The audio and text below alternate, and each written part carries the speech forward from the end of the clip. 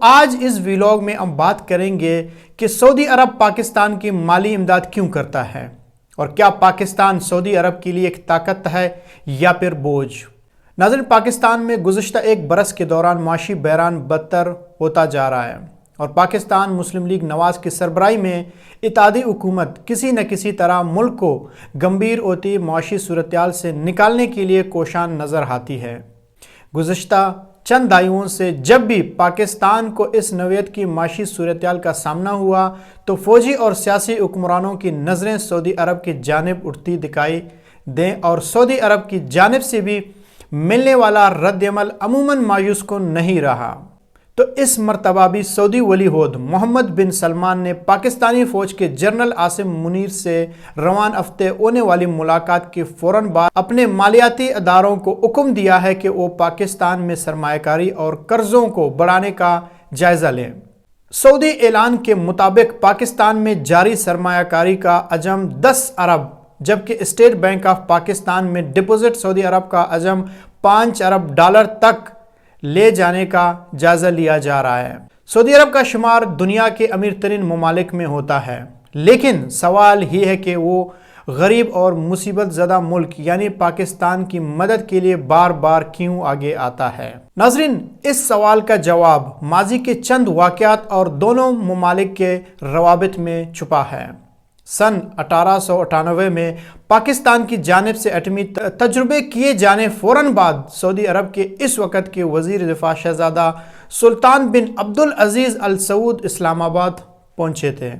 تب امریکہ کے صدر بل کلنٹن تھے اور شہزادہ سلطان بن عبدالعزیز ال سعود کے اس دورے سے امریکہ کو خدشات کافی لاحق ہوئے تھے۔ کلنٹن انتظامیہ کے ایک سینئر اہلکار نے تب نیو یارک ٹائمز سے کہا تھا کہ سعودی وزیر دفاع کا دورہ پاکستان پریشان کن ہے۔ اس دوران یہ اطلاعات بھی سامنے آئی تھی کہ سعودی شہزادے کو مبینہ طور پر پاکستان کی خفیہ جوہری اڈوں کا دورہ بھی کروایا گیا تھا۔ ناظرین، تب امریکہ کو بھی سمجھ میں نہیں آ رہا تھا کہ سعودی وزیر مبینہ طور پر پاکستان کے جوہری مراکز پر کیوں گئے تھے۔ اس حوالے سے پاکستان اور سعودی عرب دونوں ہی کی جانب سے کوئی وضاحت سامنے نہیں آئی تھی۔ شہزادہ سلطان سعودی عرب کے اس وقت کے بادشاہ کے بھائی تھے اور سعودی عرب کے دفاعی امور پر ان کی رائے اہمیت کے عامل سمجھی جاتی تھی۔ ایسی اطلاعات بھی تھی کہ امریکہ کو خدشہ تھا کہ کہیں پاکستان کے ذریعے مشرقی وسطی ایٹمی ہتھیاروں کا پھیلاؤ شروع نہ ہو جائے اور سعودی عرب کے وزیر دفاع کے اس دورے کو ملک کی جوہری ہتھیاروں کی خواہش سے بھی جوڑا گیا تھا۔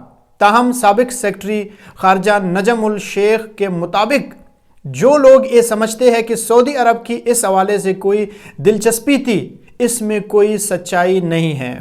انہوں نے بتایا کہ پاکستان اور سعودی عرب کے تعلقات کی بنیاد دراصل وہ معاہدہ ہے جو 1984 میں کیا گیا تھا، جس کے تحت اگر شاہی خاندان کو کسی بھی قسم کا خطرہ ہوگا تو پاکستان اپنی فوج مہیا کرے گا۔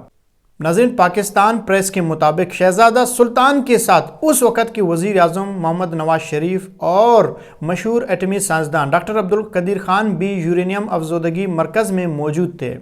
ناظرین، اس کے بعد centre for study of security affair کے صدر مائیکل کریپن نے نیو یارک ٹائمز کو بتایا تھا کہ سعودی عرب کا تعاون پاکستان کو صرف رقم دینے تک محدود نہیں ہے بلکہ اس کی دلچسپی اس سے زیادہ ہے۔ شہزادہ سلطان کا پاکستان کے یورینیم افزودگی کے مرکز تک جانا ان کی دلچسپی ظاہر کر رہا ہے۔ ناظرین، ہمیشہ ویسٹ کی طرف سے ایک سوال اٹھایا جاتا ہے کہ پاکستان کی اتنی مدد کیوں؟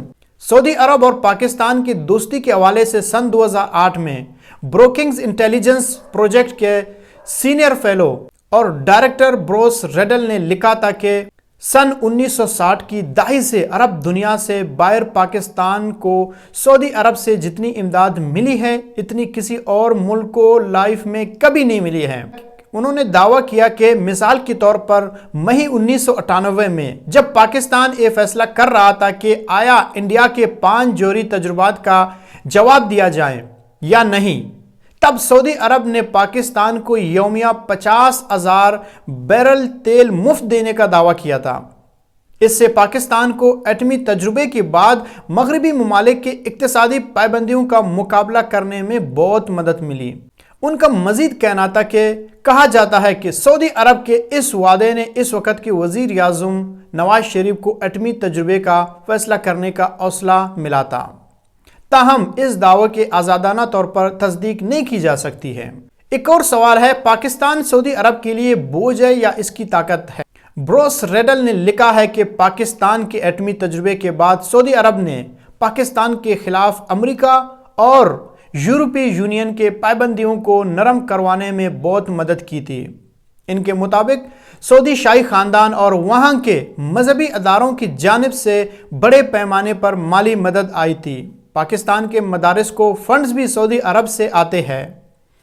بروکنگز کی رپورٹ کے مطابق سعودی عرب نے سن 1960 کی دہائی میں رائل سعودی ایئر فورس اپنے پہلے جیٹ فائٹرز کے پائلٹ پاکستان کی مدد سے تیار کیے تھے۔ خیال رہے کہ سن 1969 میں پاکستان فضائیہ کے پائلٹوں نے سعودی عرب کے جنوبی سرحد کے ساتھ یمنی دراندازی کو پسپا کرنے کے لیے رائل سعودی ایئر فورس کے طیارے اڑا دیے تھے۔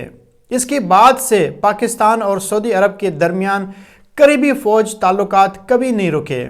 سن 1980 کے دہائی میں افغان جنگ میں سوویت یونین کے خلاف سعودی عرب اور پاکستان کا مشترکہ کردار کوئی ڈکی چھپی نہیں ہے۔ خارجہ امور پر تجزیہ کار ڈاکٹر بما بقائی کا کہنا ہے کہ پاکستان اور سعودی عرب کے تعلقات میں مذہبی رواداری کا عنصر موجود ہے۔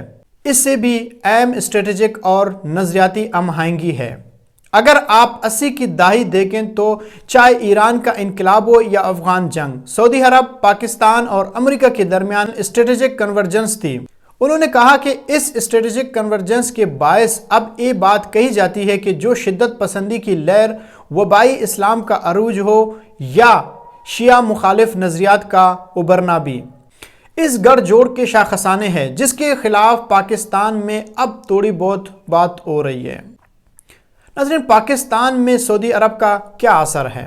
سعودی عرب کی انٹیلیجنس کے سابق سربراہ شہزادہ بن سلطان نے ایک بار کہا تھا، پاکستان اور سعودی عرب کے درمیان شاید پوری دنیا میں سے سب سے قریبی تعلقات ہیں۔ پاکستان کے ناقدین اکثر کہتے ہیں کہ سعودی عرب کے پیسے نے پاکستان کی سیاست اور معاشرے پر گہرے اثرات مرتب کیے ہیں۔